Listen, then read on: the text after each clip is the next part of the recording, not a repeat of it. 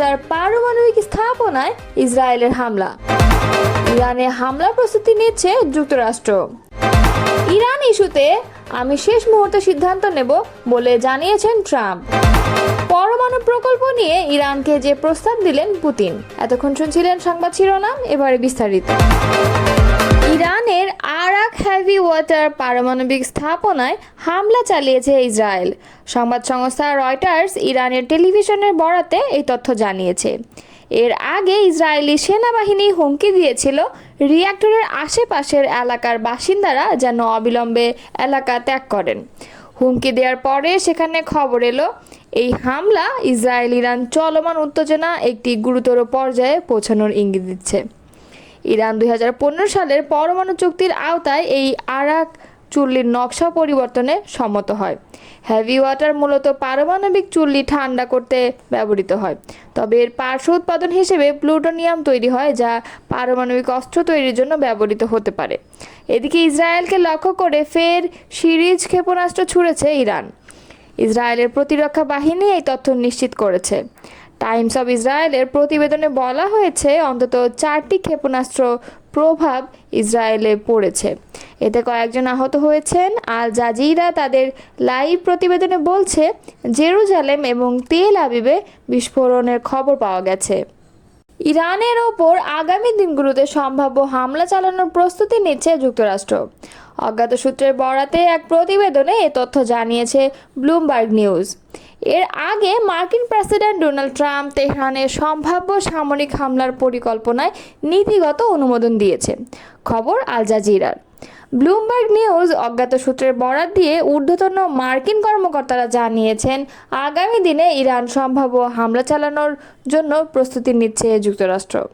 এতে আরও বলা হয়েছে এই পদক্ষেপ এটির লক্ষণ যে ওয়াশিংটন তেহরানের সঙ্গে সরাসরি সংঘর্ষে লিপ্ত হওয়ার জন্য অবকাঠামো তৈরি করছে। তবে জনসাধারণের মতে পরিস্থিতি এখনও বিকশিত হচ্ছে এবং পরবর্তীতেও হতে পারে। তাদের মধ্যে কেউ কেউ সপ্তাহান্তে হামলার সম্ভাব্য পরিকল্পনার দিকে ইঙ্গিত করেছেন। প্রতিবেদনে আরও বলা হয়েছে এক ব্যক্তি বলেছেন যে মুষ্টিমেয় ফেডারেল সংস্থার শীর্ষ নেতারাও আক্রমণের জন্য প্রস্তুতি শুরু করেছেন।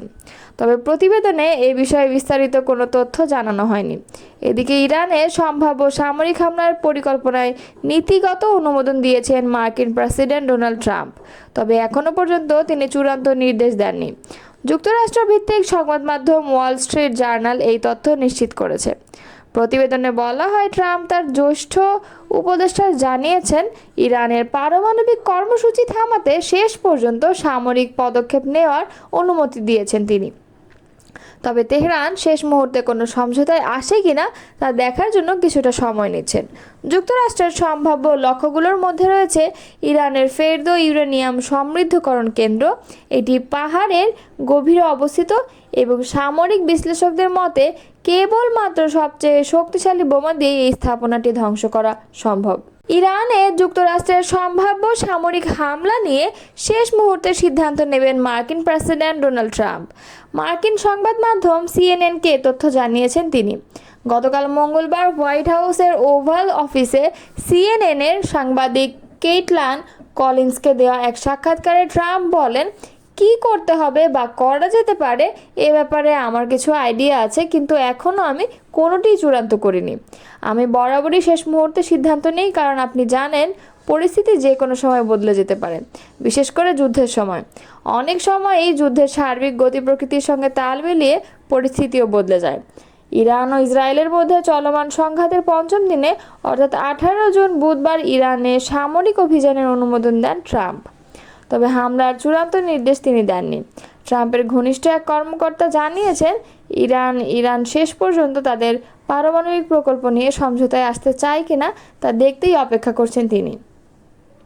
ওই কর্মকর্তা বলেছেন চলতি সপ্তাহে হোয়াইট হাউসে নিজের সামরিক উপদেষ্টাদের সঙ্গে বৈঠক করেছেন এবং ইরানে যুক্তরাষ্ট্রের হামলা সংক্রান্ত বেশ কয়েকটি পরিকল্পনা তার সামনে তুলে ধরেছেন, কিন্তু ট্রাম্প কোনো সিদ্ধান্ত দেননি।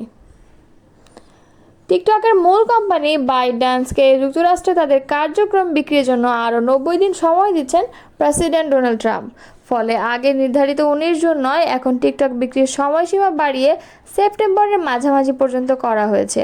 হোয়াইট হাউস মঙ্গলবার বিষয়টি আনুষ্ঠানিকভাবে ঘোষণা করেছে। এ নিয়ে তৃতীয়বারের মতো এই বিষয়টি বিক্রির সময় বাড়ানো হলো।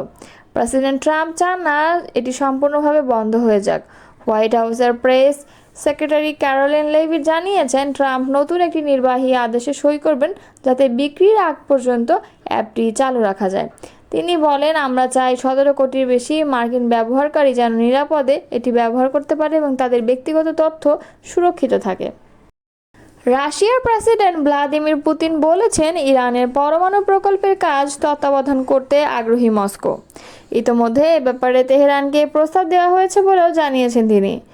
বুধবার রাশিয়ার দ্বিতীয় বৃহত্তম শহর সেন্ট পিটার্সবার্গে সাংবাদিকদের সঙ্গে মত বিনিময়কালে প্রেসিডেন্ট পুতিন বলেন, তেহরানের সঙ্গে মস্কোর খুবই ভালো সম্পর্ক এবং আমরা তেহরানকে ইতোমধ্যে প্রস্তাব করে দিয়েছি যে রাশিয়ার তত্ত্বাবধানে ইরানের পরমাণু প্রকল্পের অপারেশন চলতে পারে।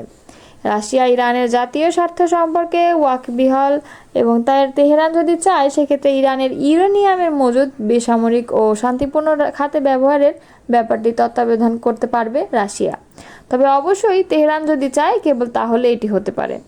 পুতিন জানান, ইরানের বন্দর শহর বুশেহেরে দুটি পারমাণবিক চুল্লি তৈরি করেছে ইরান এবং এই চুল্লির নির্মাণ সংক্রান্ত যাবতীয় কাজকর্ম তত্ত্বাবধানের দায়িত্বে আছেন রাশিয়ার বিজ্ঞানীরা।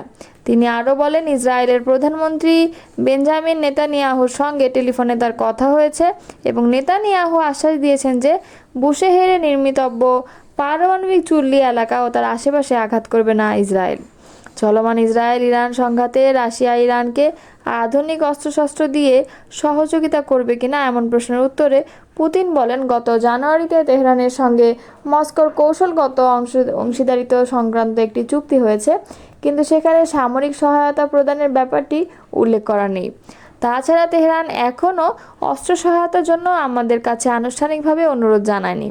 তবে রাশিয়া মনে করে বেসামরিক ও শান্তিপূর্ণ ক্ষেত্রে পরমাণু শক্তির ব্যবহারের ক্ষেত্রে ইরানের স্বার্থ রক্ষা এবং ইসরায়েলকে তার নিরাপত্তা সংক্রান্ত উদ্বেগ থেকে মুক্তি দেওয়া, এই দুটো ব্যাপার একই সঙ্গে এবং একই সময়ে সমাধান করা সম্ভব। আমরা যুক্তরাষ্ট্র, ইরান ও ইসরায়েলকে আমাদের চিন্তাভাবনার রূপরেখা পাঠিয়েছি, সাংবাদিকদের বলছেন রাশিয়ার প্রেসিডেন্ট।